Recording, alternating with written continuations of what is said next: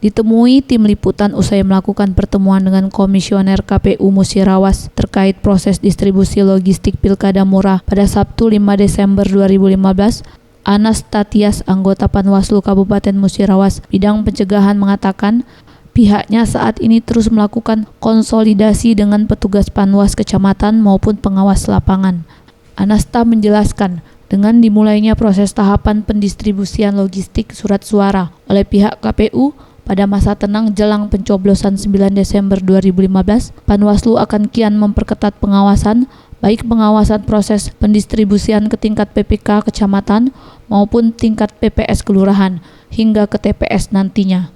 Jika nantinya dalam proses pendistribusian, pihaknya menemukan dan menerima laporan dari petugas adanya indikasi kecurangan maupun pelanggaran, maka pihaknya tak segan-segan akan bertindak tegas.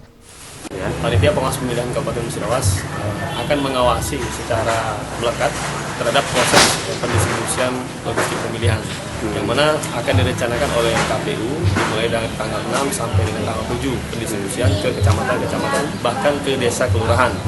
Dan kami sudah menginstruksikan kepada jajaran kami dari Panwas Kecamatan dan Panwas pengawas pemilihan lapangan atau PPL hingga pengawas TPS guna mengawasi pendistribusian logistik masuk guna suksesnya Pilkada 2015 tepatnya pada tanggal 9 Desember 2015.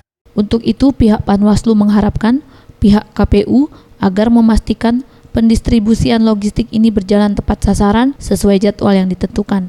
Peri Setiawan, Sriwijaya TV.